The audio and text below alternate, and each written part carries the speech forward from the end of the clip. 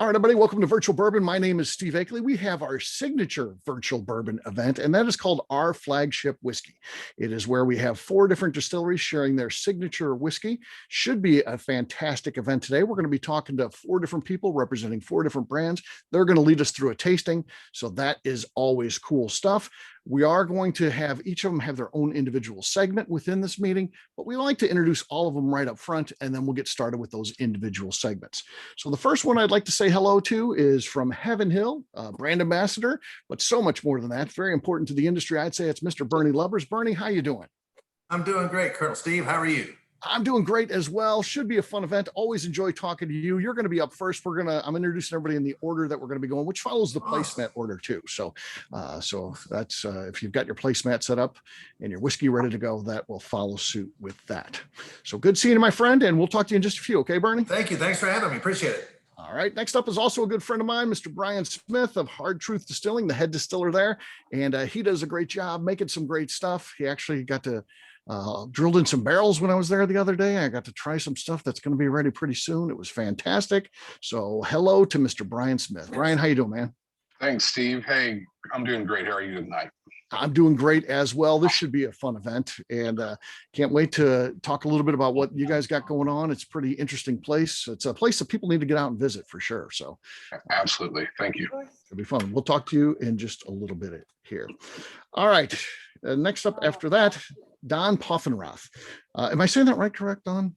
You are doing great. Oh, good. President and CEO of Dry Fly. Don, how you doing, man? Good to see you. That is a lofty title, which sounds way better than it actually is. Yeah. When you own your own business like that, that title probably doesn't mean a whole lot day to day. You probably do a little bit of everything, I'm sure, especially early on. You probably literally did everything. And now you're the point you probably got some people, right? Yeah. Now I'm the chief bathroom cleaner. Good deal. And you're actually going to be up second. Sorry, I jumped out of order there. So you'll be up second today when we go through that. And Mike Root will actually be up third. So Mike, how you doing, man? It's a beautiful day here in Colorado. Good. Yeah, you've been pumped up. So Mike's with Copper Sky. He is in Longmont, Colorado. Mike, and you've been pumped up about this event, right? Oh man, yeah. I've been drinking whiskey all week ready. Yes, there's been enthusiasm in your emails. It's like you're ready to go and excited. So I don't know, maybe you're just saying that, but you had me like, oh yeah, Mike's excited about this. So I can't wait to talk to him. To hang out with you. Absolutely. So should be fun stuff. That is our lineup for today. So again, we're going to be starting back here with our friend, Mr. Bernie Lubbers of Heaven Hill. Bernie, how's it going, my friend? You're getting ready like the eve of a vacation here, right? A few days. A vacation to me is 2 weeks, and so I haven't had one of those in 9 years. So this is a long weekend, I guess. A long weekend. It'd be nice to have a few days off. And you got a wedding thing, so do you have to wear a tuxedo or anything involved in this? Or thank God, no, it's Portland, Oregon, so I think shorts and maybe a tank top would be good. It'd be okay. Very, very cool. So you are, and again, you have such a great career in the bourbon industry. So if you don't mind, tell us a little bit about your role before we start talking about your signature whiskey. Well, I appreciate you having me on with people who are actually responsible for making and creating these other whiskeys. I am just a lowly ambassador, but I do have Connor O'Driscoll on my phone. So if I get any questions about our distillation, he's only a text away. Okay. But I have been in the business since 2005. I picked up a little bit by osmosis, and as Fred Noe and Jim Beam when I started, and Parker Beam when I came over to Heaven Hill told me, you're not going to learn all this in 10 or 20 or 30 years. It's a lifelong. So don't worry about it. You don't have to know everything today. Just take in what you can. So that's what I've done. And it's just been great to see the industry flourish too. And to see, when I started in the business, there were 10 distilleries in Kentucky. And one in Virginia, basically, that was the world. And now, and one in Indiana too, and you count the MGP in that. And now there are 69 distilleries in Kentucky. I do believe last time I asked, there was about 2,300 craft distillers. We think that's fantastic. We've seen the whole growth of the whole industry. You can't be Napa Valley with 2 wineries, and you can't be American whiskey with 10 distilleries. So I'm excited to taste these other whiskeys too, because, Steve, we get stuck in our own worlds. as distilleries. And it's great to be on a tasting with these other great distilleries that, I get to see, but I don't get to taste much. So I'm excited. Yeah, that's an interesting observation because, Justine Mays, who's my partner on these events, so she does a lot of behind the scenes stuff. She doesn't like the speaking role, but she does a lot of the work, sends you guys out your stuff, all that kind of stuff, packs it up and collects all that. But, she does a great job. And when we started, we were like, we have to give whiskey to the people that are presenting because they're hearing about the other brands. And not that we're asking them to weigh in or talk about anybody else's stuff, but you're hearing about it. You want to taste it. So we always made sure that we send it out to our all the presenters. They get the other whiskeys that are there. So. I wish this would happen more, so I appreciate it. Absolutely. So fun stuff. So tell us a little bit about what we're going to be sampling tonight. The Evan Williams Black Label. How did this brand get started in the Heaven Hill portfolio? I love telling the story of how it got started because some people think that brands get started with this real sexy story and this real great thing, but sometimes it's just a way to get rid of old whiskey. Okay. So, so back in the day, this brand was created back in the 50s. And what was happening, this was about 54, 55. So this is a story that one of our second generation owner, Max Shapira, tells that it was the first time I heard it when he told it originally. So, we had Prohibition, and then our company starts after Prohibition. We make the first barrel December 13th, 1935. So we're going to make bottle and bond whiskey. So we're gonna have to wait till 1939 to get it out, which we did. Old Heaven Hill, the flagship brand.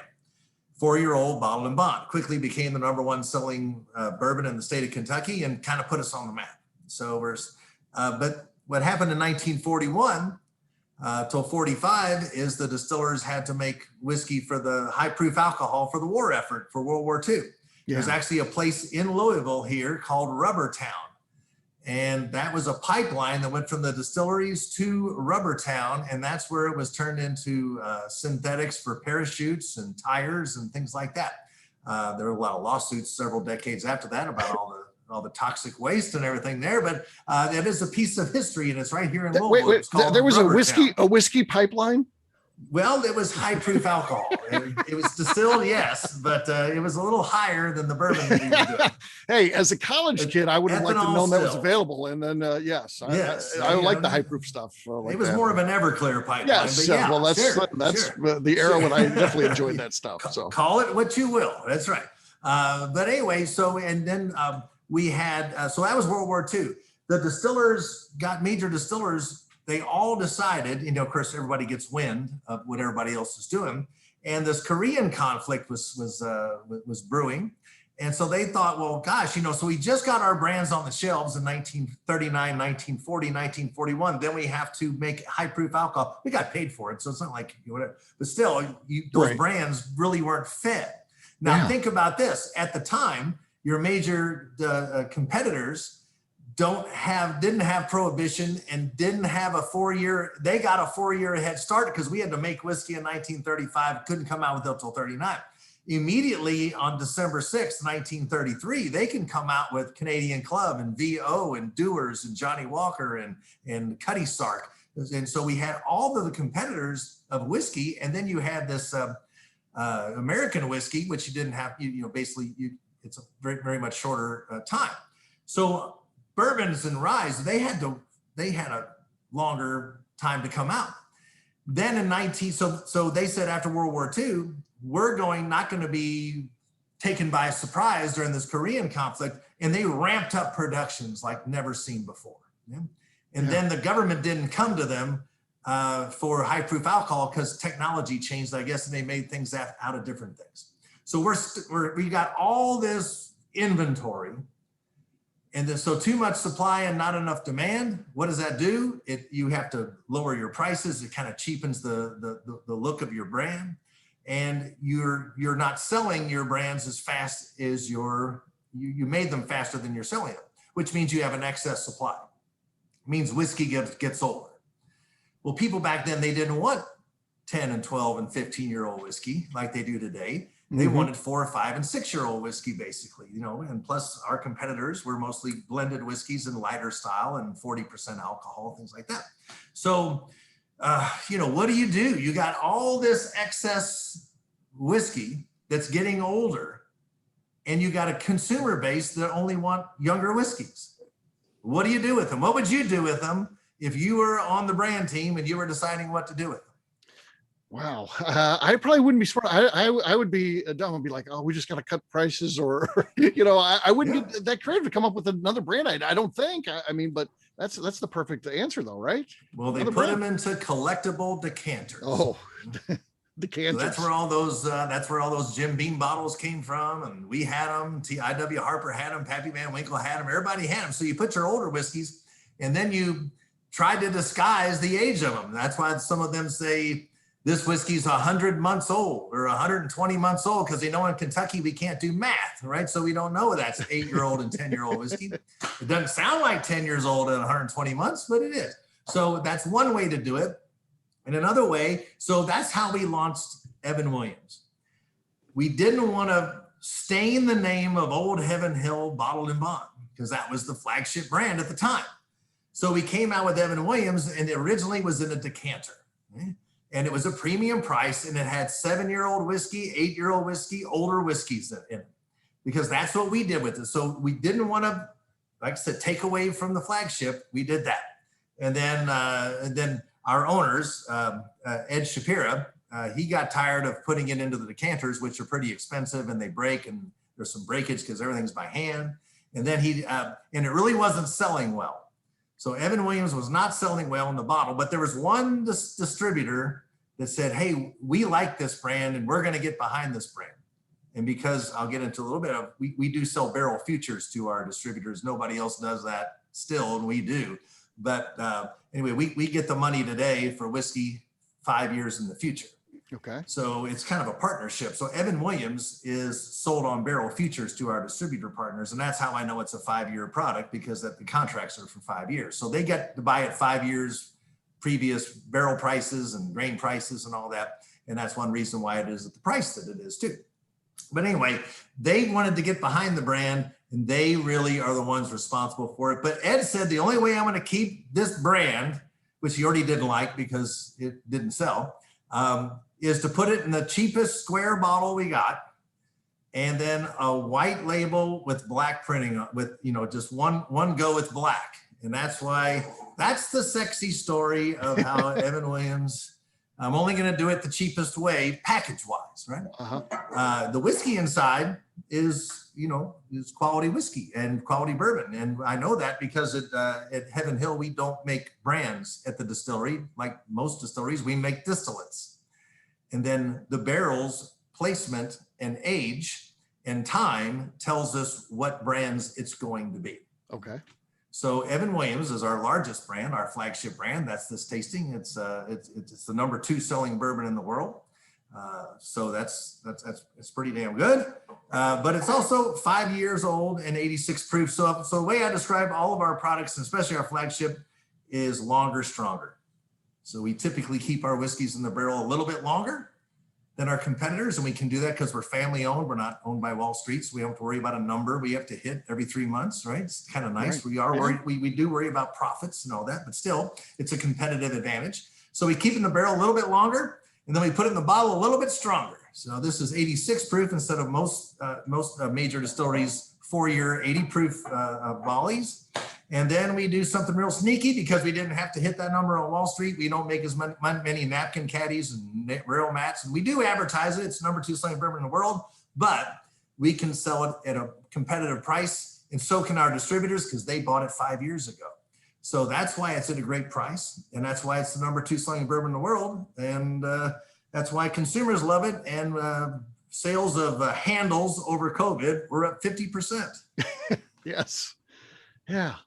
That's just crazy. But we're all home, right? Exactly. Yeah, there was a lot of history in that little answer. I hope I didn't get too long-winded for you. No, that was great. Well, I think it's time to try it. We got to taste this. So everybody, if you haven't done so already, go ahead. So and our recipes are all on our website, heavenhilldistillery.com. Okay. This is 78% corn. This is 12% malted barley, 10% rye. We distill to, we're in column still, we distill to 140 proof. And then we put it in the barrel at 125 proof. And this is aged for 5 years. 5 years. And then we dump it and we add enough water to get it down to 86. And it's a nice traditional bourbon recipe. Okay. Utilizing the chat function, we always like to talk a little bit about what we're getting on the nose first. What are you guys thinking as you nose this one? I mean, you certainly get the classic notes. I mean, Yeah. so you're talking oak, you're talking caramels, Vanilla, vanillas. yeah. There's certainly vanilla Vanillas, on the absolutely. nose. Yes. Mhm. Dusty peanut shells and vanilla. Okay. Not even just regular peanut shells. Not It shiny, has to have the not dust. shiny- Right. not shiny ones, No, that's- no, it's got the dust. It's the dusty Mhm. peanut shells. So I that's- love descriptors like that, you know, I know. and it does paint a picture. It really does. it does. Yeah. Because you think about that. Sometimes you get the peanuts that have the more Yeah. dust on there. I was joking, you know, I was taught by Parker Beam and Fred and he was taught by Booker. And so, you know, those guys didn't talk in those terms. Parker would taste this and he would say, now Bernie, he'd say that, no, that's good. That's good bourbon. Right. And that's all he'd say. Right. And because what I've learned when I talk to most distillers is they're usually looking for off notes. And as long as those off notes aren't there, that's the whole goal, right? You Yeah. don't want off notes. You want all the on notes, right? And so if there's all on notes, Parker would just say, now that's good bourbon. That's good bourbon. Okay. Crispy toast, vanilla, tea with mint, and nuts. All right. Let's give this one a taste, gang. Cheers. Cheers. So there you have that classic, as I describe it, that back of the palate, little spice, and at the same exact time, you've got that vanilla, honey, and caramel up front. Yeah. And to me, that's a traditional bourbon recipe. And then, of course, you're going to get those descriptors of your reality and your memory of foods that you've tasted and things that you've nosed.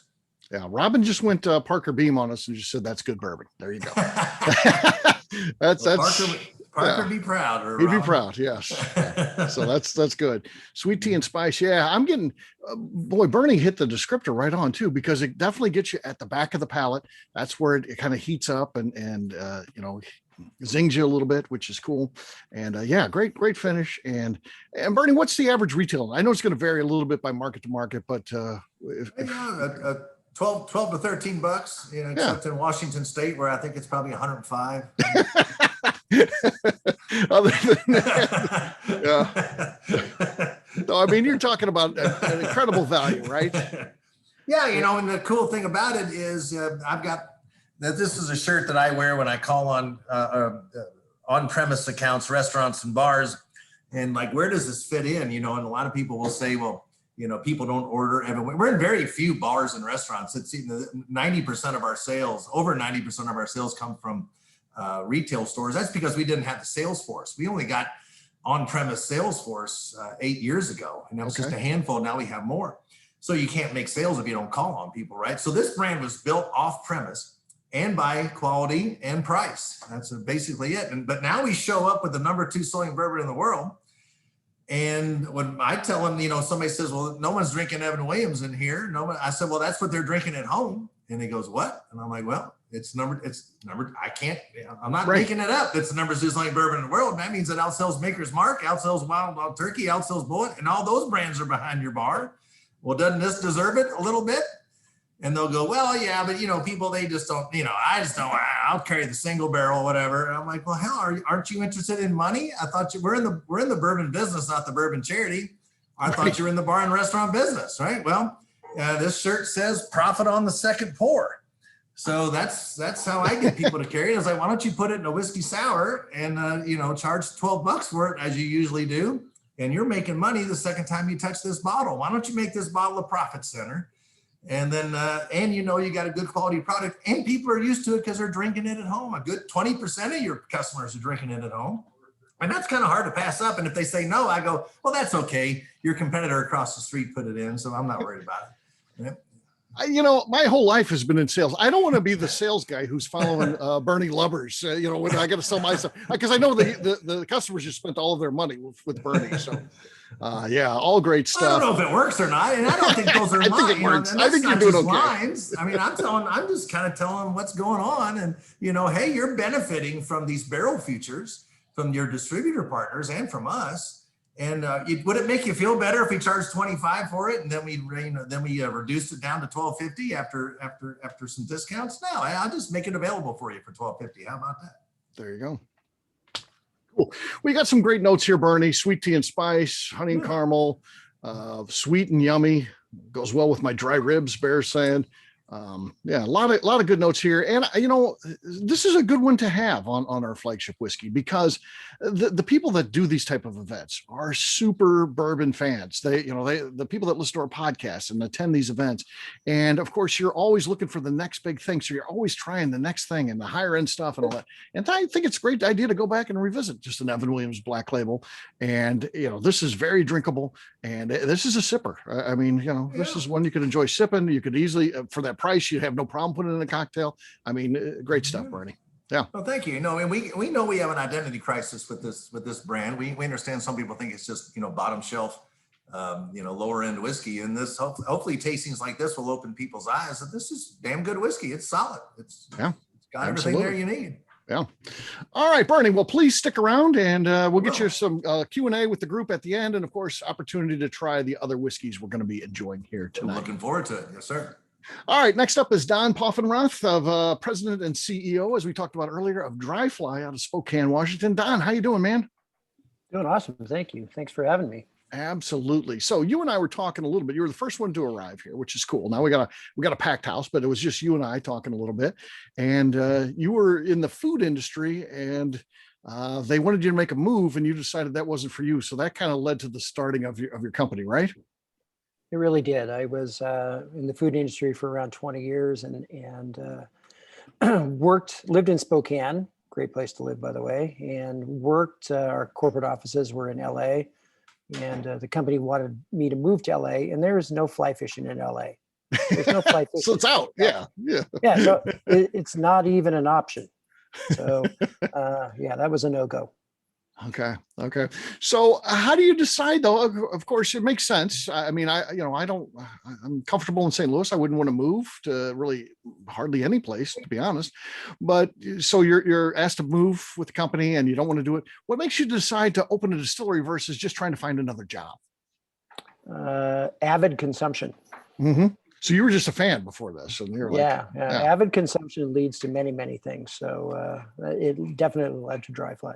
Did you know anything about the industry, before this? Had you talked, did you have a friend that owned a distillery? Had you spent any time kind of working and seeing behind the scenes how a distillery operates and making the whiskey and all that kind of stuff? Absolutely not. So just jump in and do it, right? It was, if you're going to jump off the cliff, jump off the cliff. Okay. And it's a go big or go home. So okay. I had a little bit of industry experience in the brewing industry. I was involved with a brewery in Montana as a marketing guy, and ultimately chased that rabbit a little bit. And that led me to really the deciding factor in this led me to Christian Carl, which is our still manufacturer, 175-year-old company out of Germany. And that connection really kind of put the plan together. And at that time, it was more or less a question of, can we do this? Can you actually build a distillery? And my German friends were quick to point out that yes, I could, as long as I spent enough money, and I could get that done. So we chased that, and I made myself some notes as I was sitting here thinking about things. I can remember the first ADI conference, which is the Small Distilling Conference. That's Bill Owen's group, and I knew Bill from the brewing industry way back in the day. And I think the first ADI conference I was at was in 2007. And I believe it was in Louisville, Kentucky.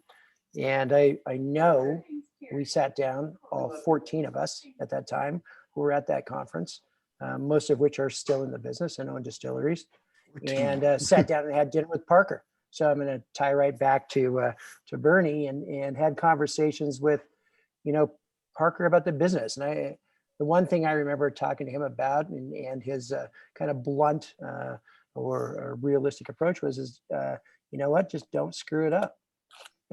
We Yeah. have this industry we've all been working all this time for. Don't you young guys screw it up. And so we always took that to heart. We thought and we tried to be conscientious about everything we did. Yeah. So how did you learn all the stuff that you needed to know? Was it to help through ADI, just working with the other people in that group, or yeah, because you have to learn how to operate a still, which I'm sure the manufacturer can tell you some of that, but then you have to, of course, come up with recipes and things like that. How does all that come together? So maybe that's an advantage of coming out of the food industry is I had a good palate, right? So I could Mhm. taste things. And for us, when we started, there were some very primary fundamental things we wanted to do. And one was we wanted to use local raw ingredients. So we don't use anything in this distillery that's grown more than 30 miles from our plant. So every farmer we know, every raw, all the way down to botanical producers on our gin, we know every one of those producers intimately. And that was a big thing for us, right? We wanted to know the source. We wanted to make that part of our story. Christian Carl was the dot connector. We had the marketing knowledge. We needed and we had a great manufacturer. We just had to connect those two dots. And we started with vodka and gin, to be honest with you. And I think that is probably more mechanical than whiskey. I Mhm. want to use that word. And then we eked our way into whiskey. Like we took time and worked our way into that because it's a much more difficult process when you are creating distillate that you don't know what it's going to be like 5 years down the road. And we didn't have the advantage of being a company that had that extensive history. And we were adamant as entrepreneurs to figure it out ourselves, which maybe was a great idea or maybe not. I guess we'll see in the future. But we charted our own path and just went after it and figured it out. And we let it be palate driven. So I think some of the things we did in the whiskey world was we took super narrow cuts when we started and, made sure that we probably had, distillate that was in a fairly narrow band going in the barrel. So we weren't asking the barrel to do as much work at the end of the day. We were trying to help the barrel out. And that kind of helped us earlier, for sure, to get going and start kind of narrowing that process down. But whiskey is something I think you kind of learn your way into. And I think maybe, we're 15 years old. We're nothing like Evan Williams, but at 15 years, we're finally starting to figure a couple of things out. Yeah, 15 years is in craft, distilling is ancient as you talked about, just what you said, 13, 14 at ADI. Do you know, and Bernie talked about 2,300, whiskey distilleries now across the country. Do you know how many were actually in business when you started, Dan? Oh, I think we were the Gosh, I 10th didn't or get that. 12th. No, it's all right. I've been called a lot worse. I think there were maybe 10 or 12 of us when we got started, and there weren't very many. So the TTB had just started to phase their numbering system over, and they had gone through kind of what I call small number distillery. So I'm sure that Heaven Hill is a small number distillery.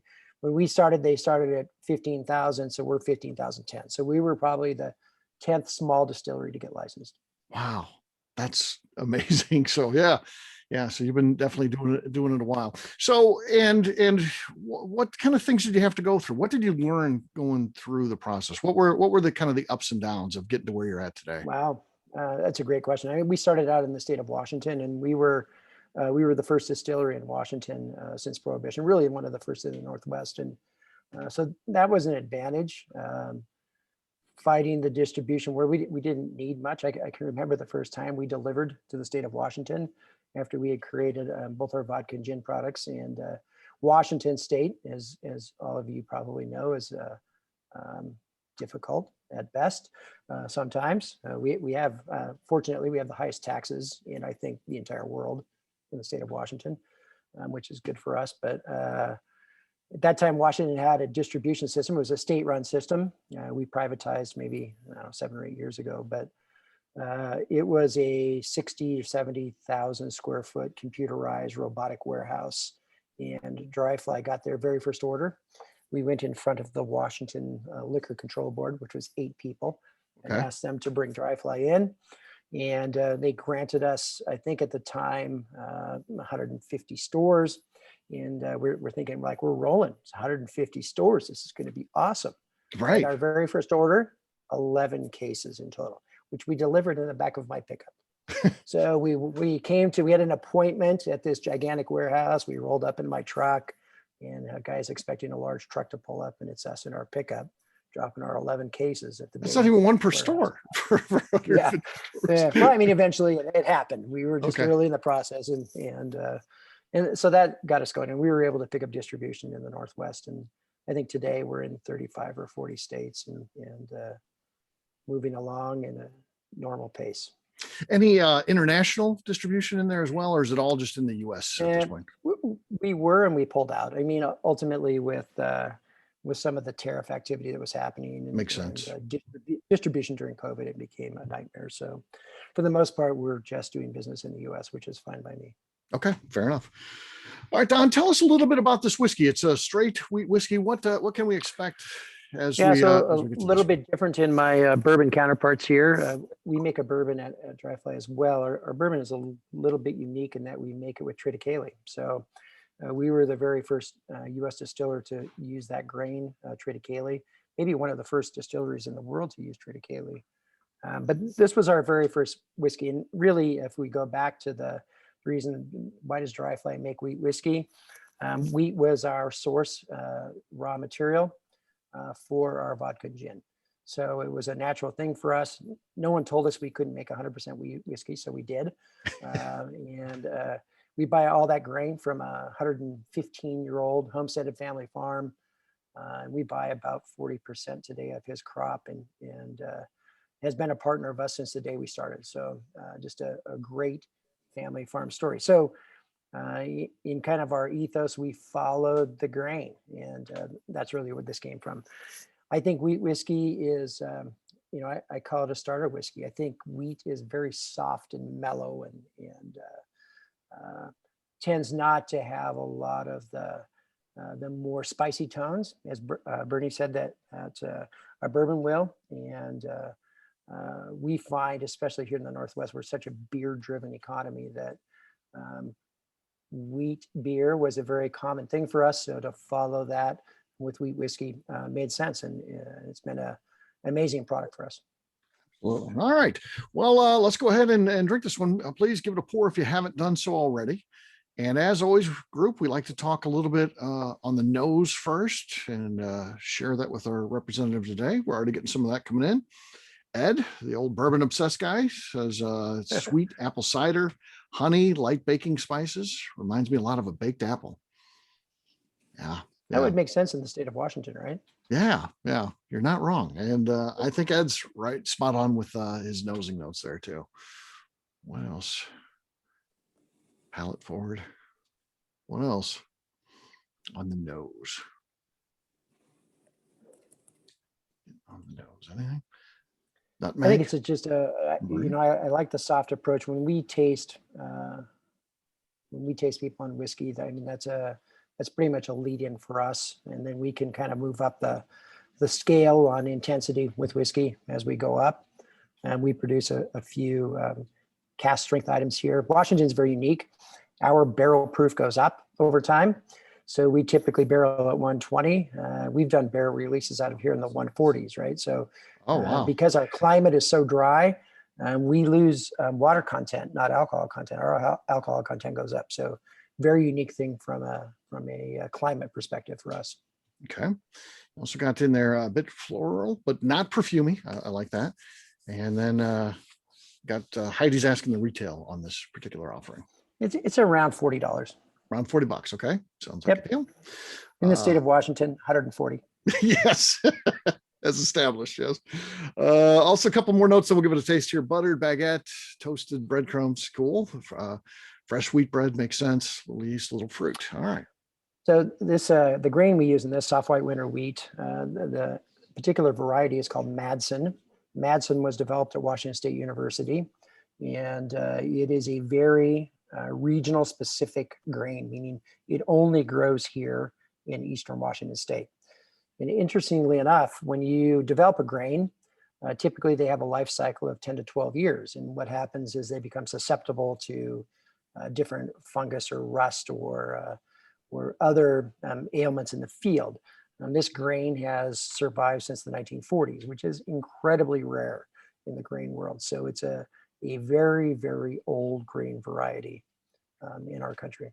Wow, that's actually very cool. Black licorice undertone, and someone's asking, is it available in Missouri? Is that one of your states? Available in Missouri. Oh, there you go. Yes. It's in Missouri. Don't ask me the specifics, please. Just got to track it down now, Keith. There you go. Let's give this thing a taste. Cheers, gang. Cheers.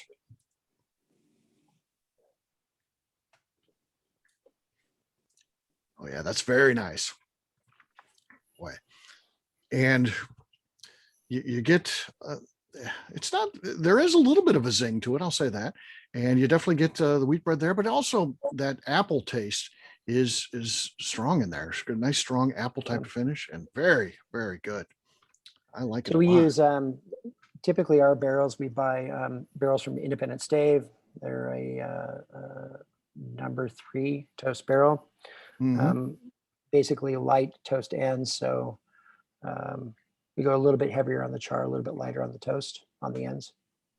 Yeah. A lot of stuff coming in here. Apple butter, velvety viscosity. That's a great compliment for sure. Caramel, honey, light toast, apple juice. Yeah.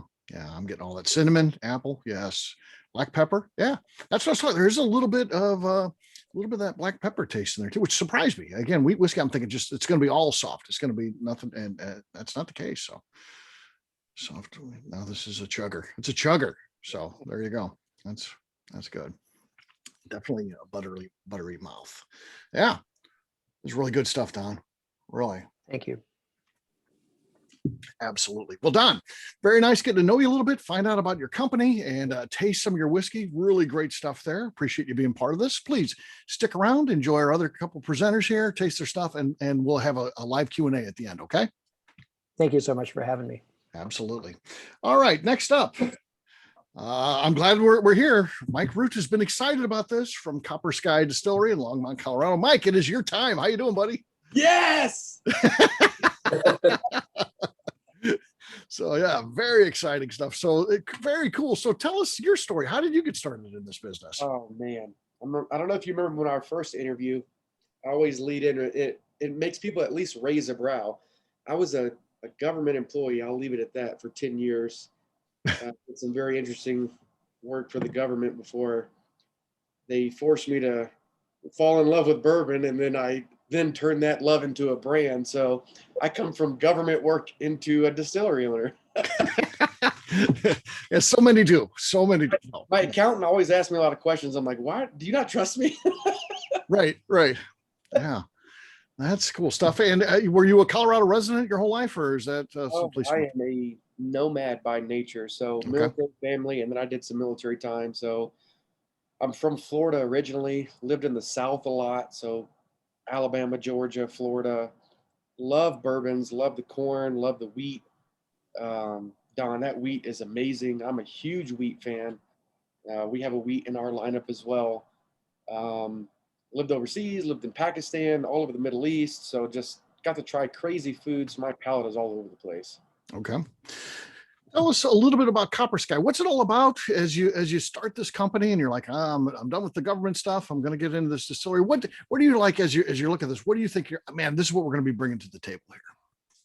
So we do things a little different, and I'm trying to, let me backtrack. So usually a lot of the questions I get is, hey, how did you start the distillery? Obviously I don't come from a family that has like a secret recipe or, I'm the first. I am the one that's trying to start this family legacy and this tradition of owning and running a distillery.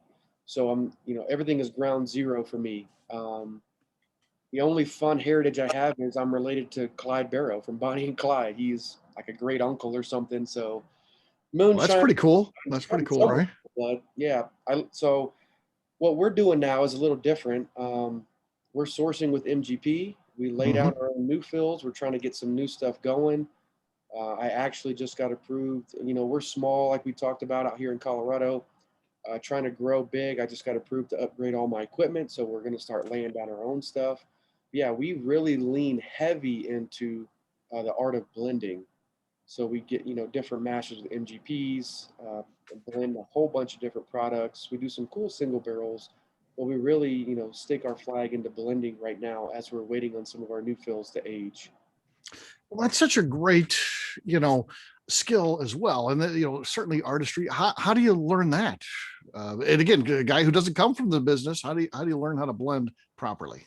I mean, honestly, it's really you're relying on your palate, and I get that question a lot, like how do you develop your palate? I always tell people just eat more food, because your Hmm. senses are all interconnected. So when you eat Okay. all these different types of foods from different countries or just different spices or whatever it is, your palate's developing, and you connect those senses, that sensory, to emotions. So like you see all these really cool, descriptors in the chat. Those are usually brought about by some memory, right? Like dusty peanuts just doesn't come from nowhere. It's some memory that's brought up. Oh, I remember, smelling this or tasting this, and I was with my grandfather, and so it's dusty peanuts versus just a peanut. And so, like, palate, I think your palate is really important for blending. And it's not just let's throw two barrels together. We've never done that. We've never just taken a lot of barrels and put them in one vat and that's a blend. We have multiple experiments for each individual batch. So it's an art, just like distilling is an art. I mean, obviously there's science behind it, but it's not just let's throw some grains in the still and see what it tastes Right. like. Blending is pretty difficult, because I mean you can ruin a whole batch or you have an amazing batch, and it's tougher than most people think. That's why I always like to tell people when we're giving tours, we don't So, just throw a bunch of barrels together and that's a blend. so Mike, I always like to ask people who blend this exact same question. And the question is, okay, you've got your base there, you got your palate. These are the barrels that I'm going to be using, and you're tasting through those, and you taste each one. In your mind, then, is there a flavor that you're thinking, okay, I want to blend to this? Or are you just randomly blending and then each time saying, okay, this is better than the last, this is worse, okay, I'll keep the better one, and then you keep blend some more things, and then like, okay, this one's a little bit better than that, so this is now the bar, and I'll keep blending it, and then this one's better. Is that how you do it? And then if so, when does it ever end too? How do you, because it seems like you could just keep working forever. How do you know when to stop? Yeah, that's a good question. So generally our blending, we're trying to hit specific notes. So Hmm. with what we're drinking today and all the other flagships we put out over my corner, I want consistent notes. I don't want to be so craft that every single batch is different and there's not a consistent product for the customer. So generally, like with all of our flagships, we're blending to that consistent, that flavor profile. Like, we put all of our notes on the website, just like, Bernie was saying, we're transparent with all of our mashes, with all of our tasting notes. We like to be very interactive with the customer. So all of our flagships, we blend for consistency. Now, we have an experimental series line and a couple other fun things we do. Those are the ones where we get to really let loose and have fun and say, all right, how can we beat the last batch? How can we make this super unique? Like, we have a blender's choice, kind of like, Buffalo Trace does with like their Harlan Wheatley stuff. We have very exclusive stuff that we just let loose and have fun with. But generally, we're we're using the blending technique for consistency. So we're trying to hit the same consistent notes. Okay. So like and we're going to be drinking 100 proof bourbon today. Is this a product that you're trying to get that same flavor profile each time that you do it? So you're trying to blend to that. Yep, absolutely. Okay. Very cool. And long term, you say you are in the process of laying stuff down. You're going to have your own stuff. When do you think we'll start seeing some of that? Is there any sort of timeline on that? Probably 3 to 4 years. Again, Yeah. we're still pretty new, and I don't like young whiskey. Out here in Colorado, kind of like Don was saying, we have an interesting climate. We experience the same thing. So I do a lot of outside aging with some like metal containers and stuff. With the dry climate, less humidity here at altitude. I mean, our distilleries, over 5,000 feet, we see increase in the summer. We see increases in alcohol volume because the heat's doing some really cool stuff. So, yeah, we're running a lot of experiments with some of the different environmental factors as well. But yeah, you're probably for our own distillate, probably 3 to 4 years. Okay. The youngest thing we put out now is around 4 or 5 years old. I kind of like that for the baby mark. I kind of like that 4 or 5 year mark. We've got some 7 years and 13 years that we source and put out as well. But yeah, I'm kind of in that. Don't really like anything younger than 4 or 5 personally. Yeah, I have a little bit of experience with that affected Colorado too. I was at a friend's at 10th Mountain, and they had a barrel and they pulled it out and had a taste. I was there with Mr. Bill, who's on this call, where the two of us were at the distillery, and I tried it, and it was over 140 proof, and man, that was some good stuff. Yeah. And I don't know, you just don't see it when you think about that 140 proof, what they call hazmat. Right. A couple of years ago, you could get some of those, George T. Stagg or Elijah Craig, and it hasn't been hitting the market anymore. Yeah, So. it's so cool. Like we have a line, the white label kind of right over my shoulder. That's our light whiskey. If they make it through the summer, the barrels, they usually roll into a hazmat. So it's Really? well, and of course, as you know, those hazmat. I mean, gosh, I released a single barrel of hazmat and it sells out. We have one sold out in 2 hours. 100. Yeah. You say Yeah, it's everybody's just flying to the store. I know. Yes. So yes. Yeah, so they've got that barrel on hold for me. The one that I tried, because I was like, I got to buy that. I mean, Absolutely. it's 140 proof. I loved it. So it was good stuff.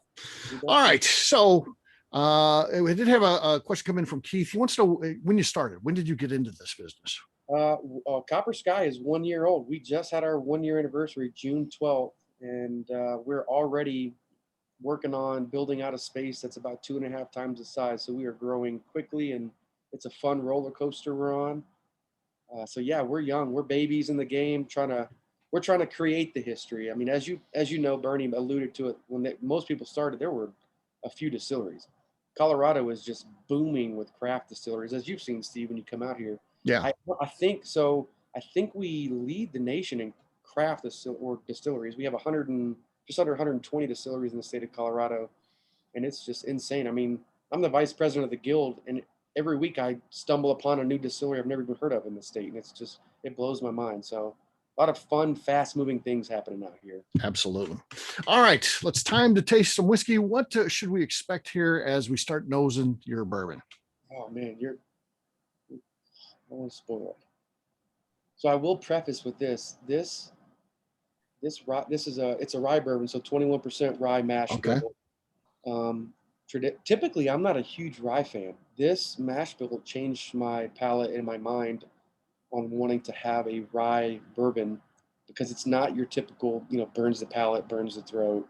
It's very inviting and welcoming. Yeah. Getting some good ones coming in already. Salted toffee. That sounds good. Tobacco. I'm definitely getting that. I'm getting kind of that note. Pleasant wintergreen gum. Of course, we always talk about chewing gum on these. For some reason, it goes there. Background, behind the scenes of sweet caramel and vanilla up front of that. Caramel, butter, juicy fruit gum, which that always has to play in there.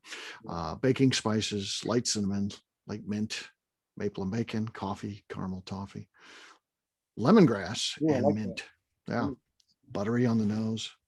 Mocha. So Tim, you hit it real. So we have on Wednesdays we do a cigar night, and this bourbon is paired with most of the cigars because of that finish. Most people like this bourbon with a cigar. Makes sense. Yeah. All right, let's give this one a taste. A lot of good nosing notes. Let's taste it. Cheers, gang.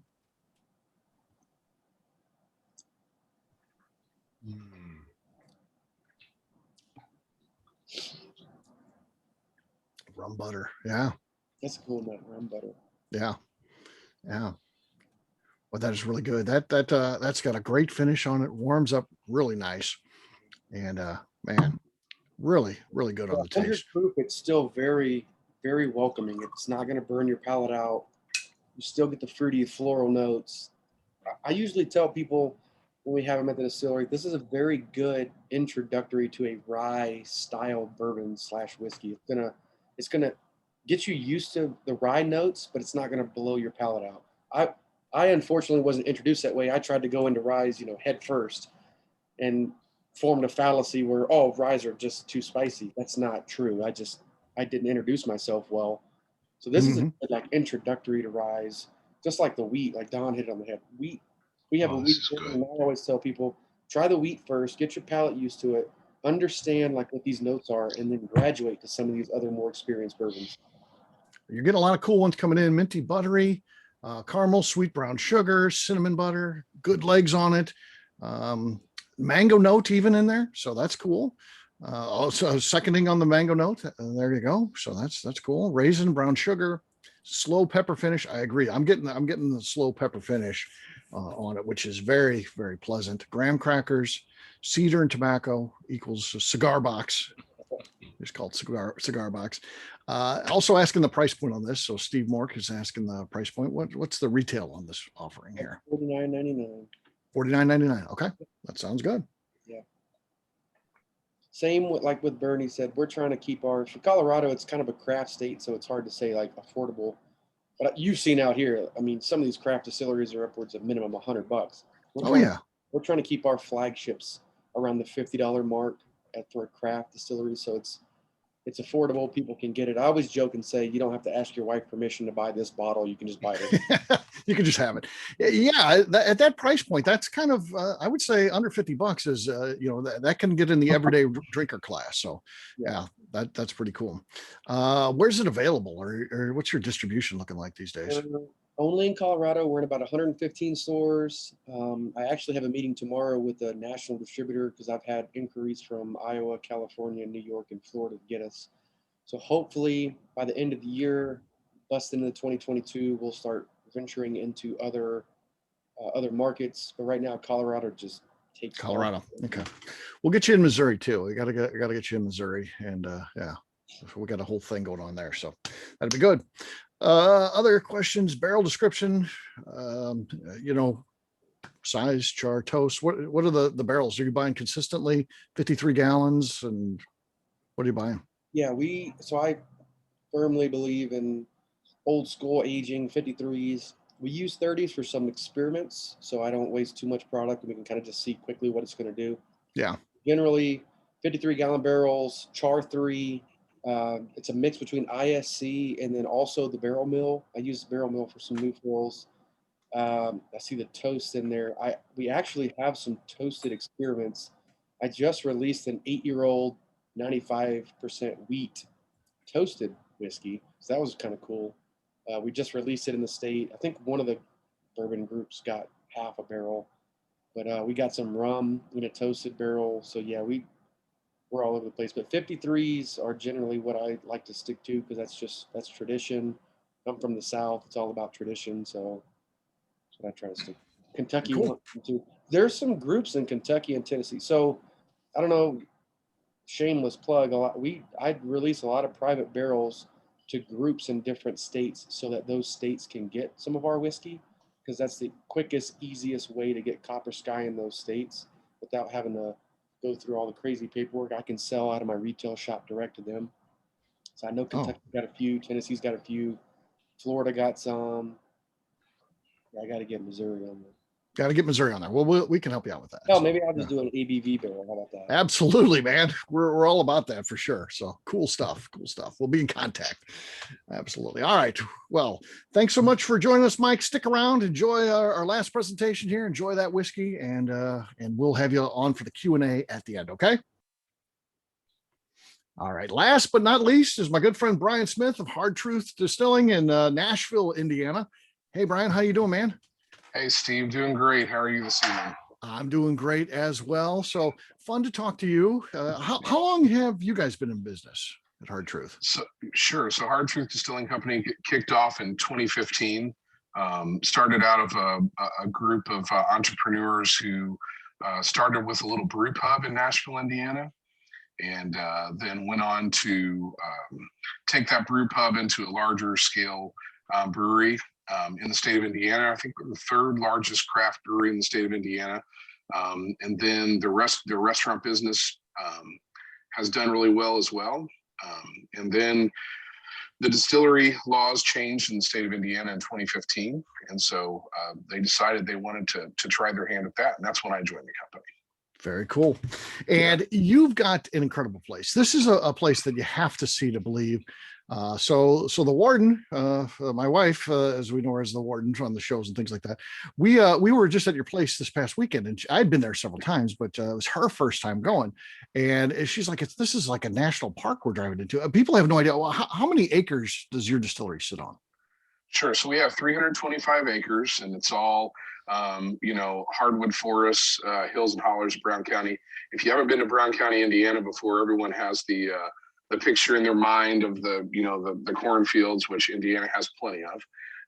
But the Laurentide ice sheet stopped just north of Brown County. And so it created all these, as it ran off, it created all these hills and hollers. So if you kind of in your mind picture like the foothills of Appalachia, there's this little part in Indiana that looks like that.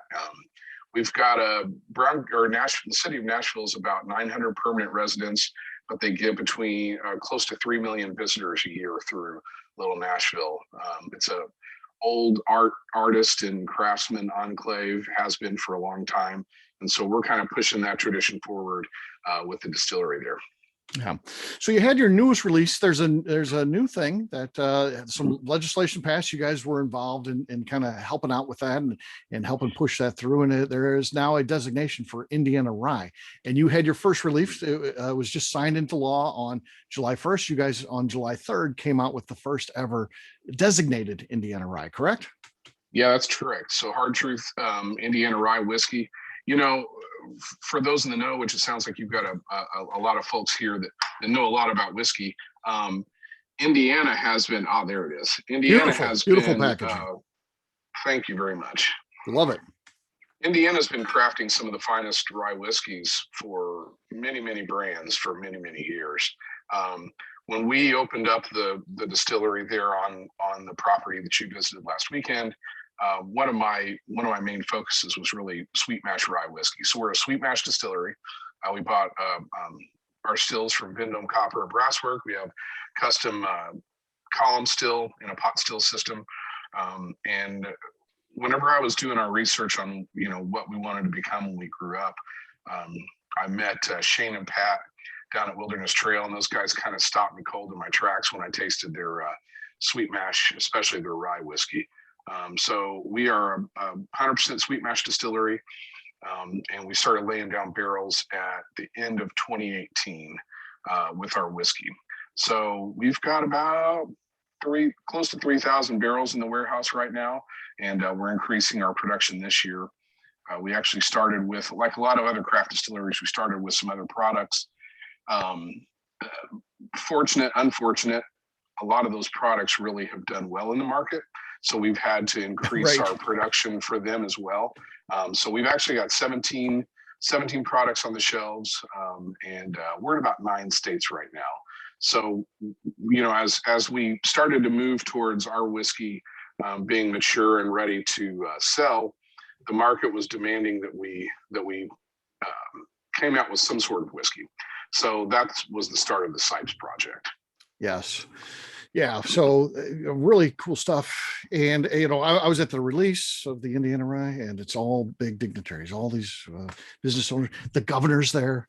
And then there's Akley, by the way, too. So I don't know how I fit in there. I appreciate the invite, man. Oh man, dude, you were the best. I'll tell you what, that little informal panel that we had in the barrel warehouse at the end was definitely my highlight for the day. The governor and congressman were great, and we're happy that they were there. But spending time talking with you and some other folks about the future of our sweet mash rye whiskey was the highlight of my day. I've got definite thoughts on you, so feel free to tap into that well anytime you like. I'd be more than happy to help out for sure.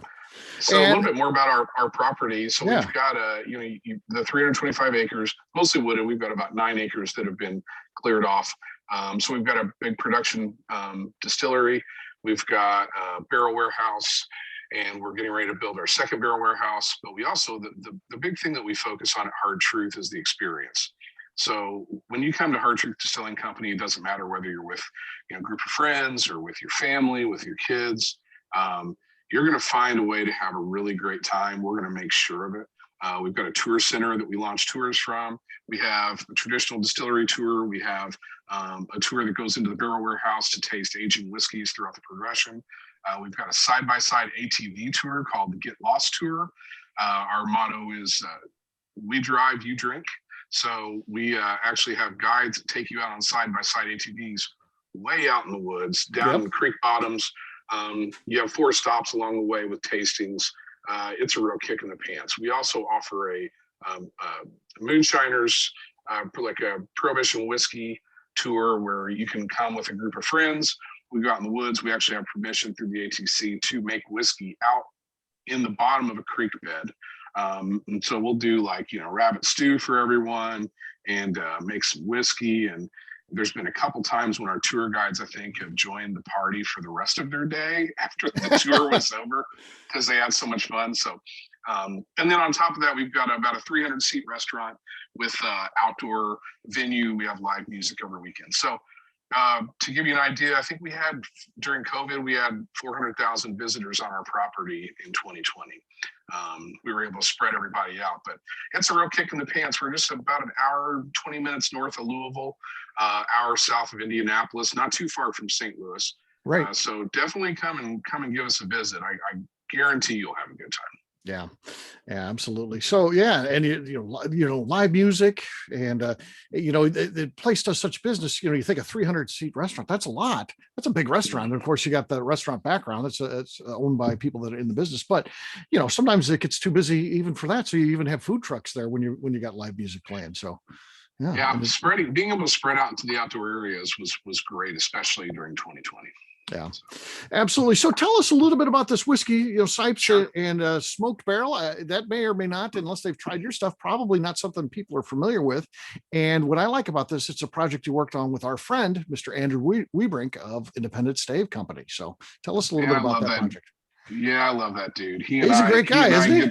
Yeah, we get to talking about stuff and people have to pull us apart. But so really this project started, as I said, with our presence in the markets we were in.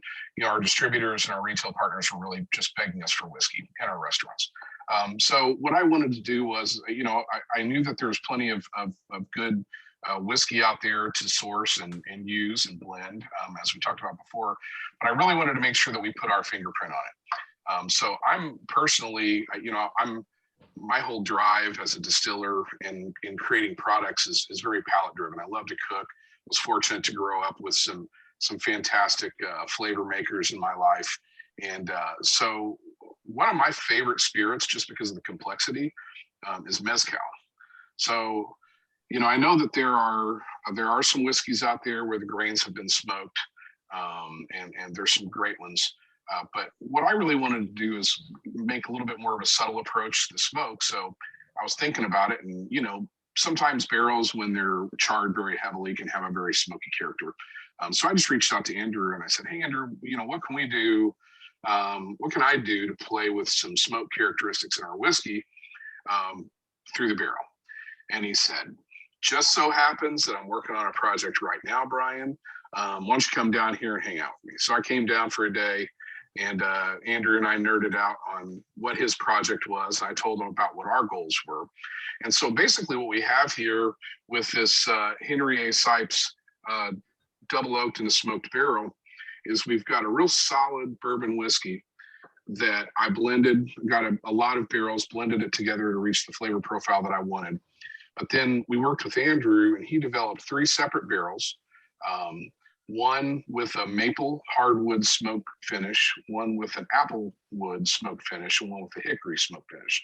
So what Andrew does brilliantly, what I love, is that he was able to not only, identify those 3 woods that would pair nicely with whiskey, but then he worked backwards to get the char and the toast to match the smoke of each individual species of wood. Wow. So then what we did was we took the blended whiskey. It's amazing. We took the blended whiskey and we rested it in these barrels. And then I blended those barrels together to a flavor profile that I found pleasing. So my big mantra whenever I'm getting the final product and evaluating is I'm looking for complexity and I'm looking for balance. So with this spirit, what we ended up at was almost like a maple glazed ham. So I get some like savory notes on this. There's a nice smoke characteristic, but for me, it's not like a punch in the nose Scotch, peated Scotch kind of flavor characteristic. It's more of a subtle kind of like when you wake up in the morning after camping and those campfire embers are just kind of barely smoking and you get a little whiff of that. That's what it reminds me of. Yeah. And of course, you worked with Andrew and ISC, and it's a different process. So now you're charring the barrel, you got your toasting the barrel, you're charring the barrel, and smoking the barrel. But you guys are going to start doing some of that smoking in house now, right? We are. So you got to see the building, I believe, when you were there. So we wanted, we're all about the experience at Hard Truth. So when you come there, we really want you to have a full immersive experience. A lot of times you get those immersive experiences in places and they're kind of fabricated or they're made up. But the fun part about what we do is, we actually are producing and actually doing the damn thing. So we built a smokehouse on our property. So they took down a 160-year-old tobacco barn from Madison, Indiana, board by board, and disassembled it, brought it onto our property, and we designed a really nice smokehouse. So we're actually going to have Andrew and Chad and those guys at Independent Stave char and toast our barrels for us, send them to us, and then we're going to smoke them right there. And I might hang a ham or two up above. This is what I've heard, and I wanted to talk about that because you guys aren't going to be selling them. You can't sell them. You're not a food company, but you got friends, who you like to share with, right? Yeah, we talked about it, man. No I'm not jams, joking. Yeah. It's going to happen. Don't you worry about it. Oh, that's cool. Very cool. All right. Well, let's get the group here talking, and on the nose, what are you guys thinking here? Another interesting thing about this, Steve, that I'll challenge everyone to do is once your glass is empty, it's amazing. As soon as the glass doesn't have any more whiskey in it, you will get this incredible burst of smoke. So once we're done tasting, make sure and give your glass a sniff. Okay. So Tim, you asked the question about peated smoke or different wood. Yeah, it's different wood that it may have been addressed after you put that in there. I didn't see what it came in. Right. Roasted marshmallow, maple, bacon. Smoked ham.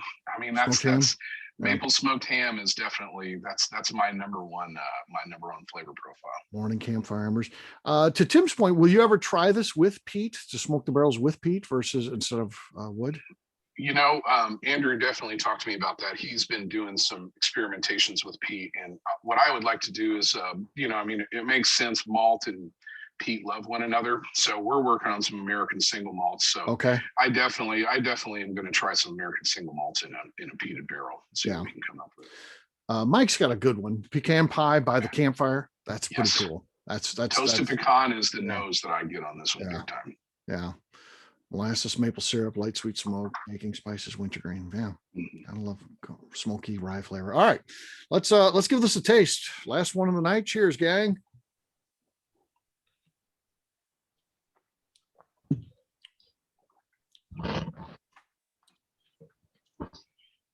All right, yeah, that's really nice. You got certainly the smoke comes through on the taste. It's so wild. You just smoke the barrel and that retains that flavor to impart that into the whiskey. It's just crazy. Well, and the three separate smokes, on their own were tasty, but really finding that blend with the maple, the hickory, and the apple was we found a real sweet spot with this bourbon. We're proud of it. Yeah, it is a sweet bourbon too, like Robin says here. Reminds her of s'mores, which is a favorite campfire treat, of course. So that makes some sense. What else on the taste? Get this to Missouri. We're working. Hey, we're going to be in Missouri in a couple weeks. There you go. It's close, very close. Smoked like Scotch, then smoked ham, and the taste lingers on. Yes.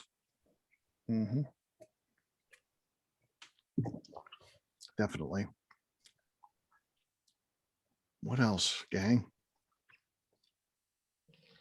Drinks, very, very smooth. Light on the rye taste, a little peppery, but very light on that. So not overwhelming. Those extra barrel sugars in those toasted barrels really add some additional sweetness to this. Yeah.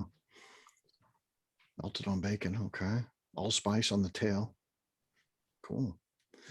Yes. So very good stuff. And lots of different notes there coming in. And I think it's unique. I think we can all agree. Coca-Cola basted ham. That's now that's as specific as it gets. Yeah, I like that. Empty glass reminds him of he's already finished what Tim's already finished his. He's got the Sumatra tobacco wrapper. Sweet Virginia pipe tobacco. Upset I didn't have more for Mr. Barton there. Okay, price. So this one, depending on where you are in the market, between $50 and $60 retail. Okay. All right. Steve's in Michigan. Is that one of the states you're in already? We are not in Michigan yet. We're working on it hard. Michigan's an interesting nut to crack from a distribution standpoint, but we're working on it. We would love to be in Michigan sooner than later. Good deal. Well, Bryan, thanks so much for joining us, being part of this. Really appreciate it. And now it is time to open it up to the audience. Steve, thank you very much. I appreciate it. And I can't wait to come back on with our sweet mesh rye that you got to taste last weekend. Yeah. Oh, heck yeah. Gosh, yes. We gotta get you on for that for sure. All right. Questions. Any questions? Feel free to open up your microphone, or you can put it in the chat, whatever you prefer, but you are able to do that. Scott's thanking This everyone. question is from Mike. What were in the bottles behind you? They all look beautiful. And I just was curious what was in the different bottles. I don't know. So Mike Root. Say me. Yes. So we got our 5. So you guys had the purple label, which is our 5-year bourbon. Okay. Then we also have our 5-year wheat, just like Don said. Huge wheaty fan. Gotcha. 7-year single barrel, which kind of like Booker's, we only release a couple times a year. And then just a couple different ones. The white one I can't pick up because it's got a medal on it. That's our 13-year-old light whiskey. And we also have a 16-year-old we just released the first barrel of. Yeah, I did. Wow. The room label is just it's a special release. That's our single barrel that goes out to different stores and different groups. Very nice. Cool. Sounds like some great products there. We got to get you back on some more of these, or maybe in McNew's Try It series, where you run through the entire portfolio. So Yeah. it's a new thing McNew's doing. So that'd be cool. You get to what's cool about that is you taste them all side by side. So That'd be great. yeah, love to have you be a part of that for sure. All right, what else? So, hard truth, you do anything in California? Can I buy you?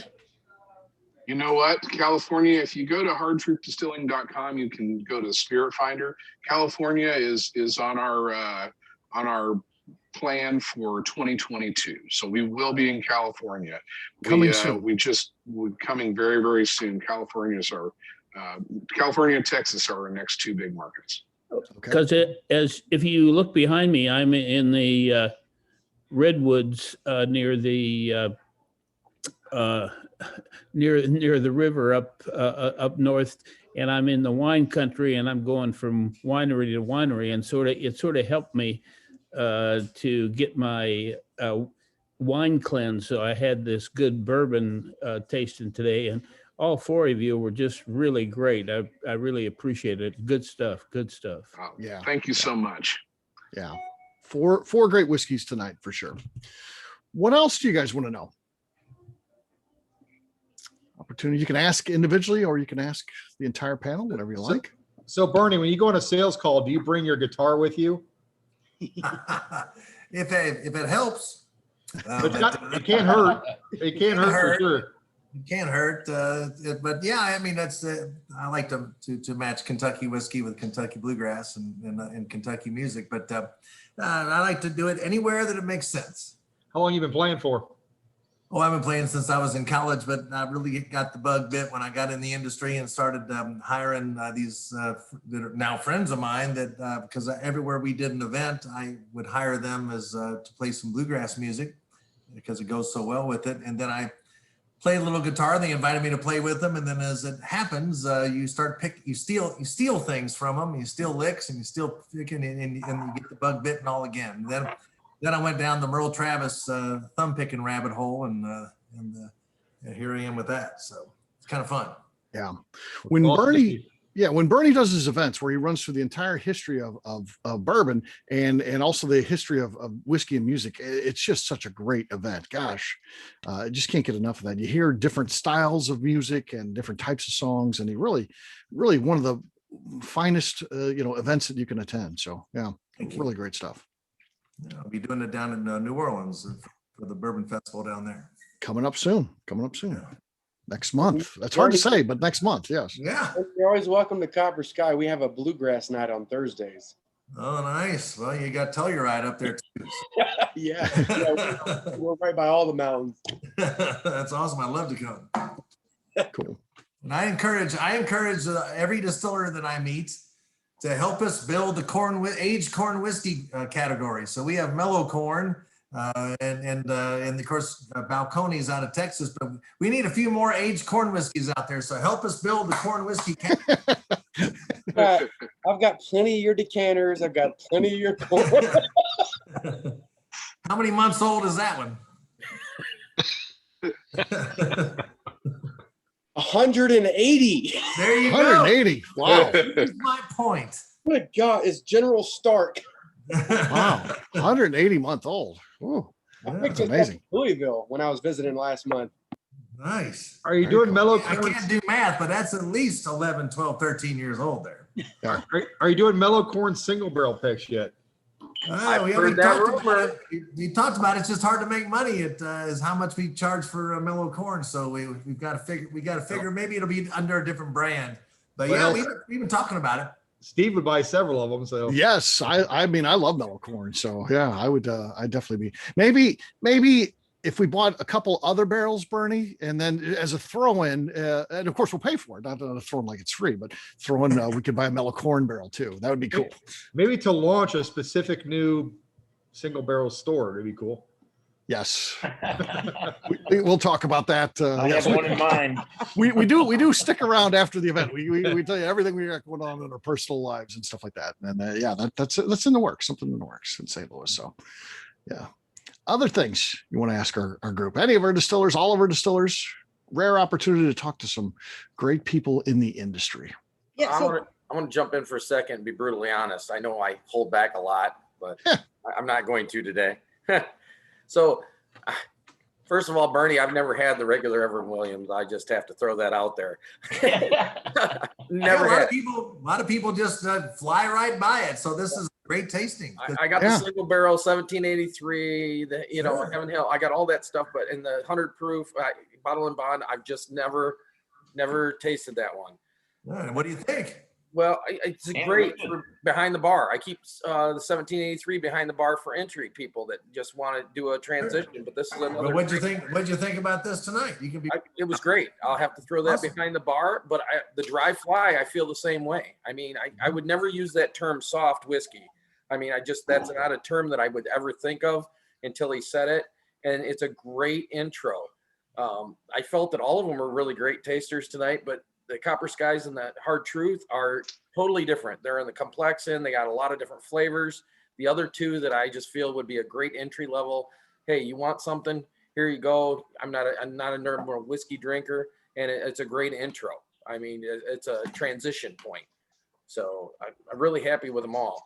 Bernie, I don't want to ask you this question, but I want to ask the rest. So I'm thinking about buying a still, and I would really like to get into this product line. What size still do you think you should jump into this in?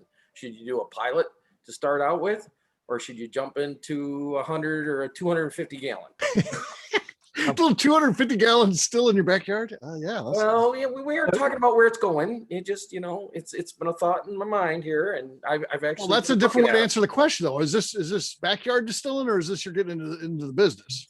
I'm thinking about getting into the business. Okay. Well, then But, yes. the first step, do I want to do pilot and start working on recipes, or do I want to jump in all in and not waste the money to do a pilot and then have to buy a full system later? Yeah.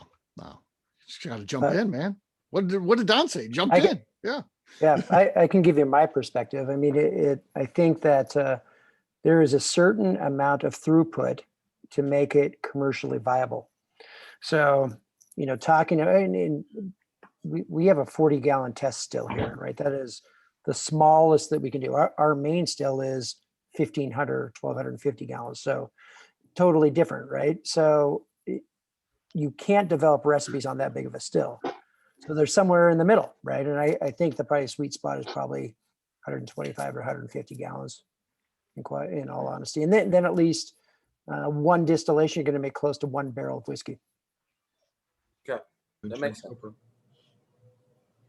Whatever my 2 cents is, whatever you're planning to do, have a plan to scale quickly. Right. So we're already seeing that we can't make enough juice.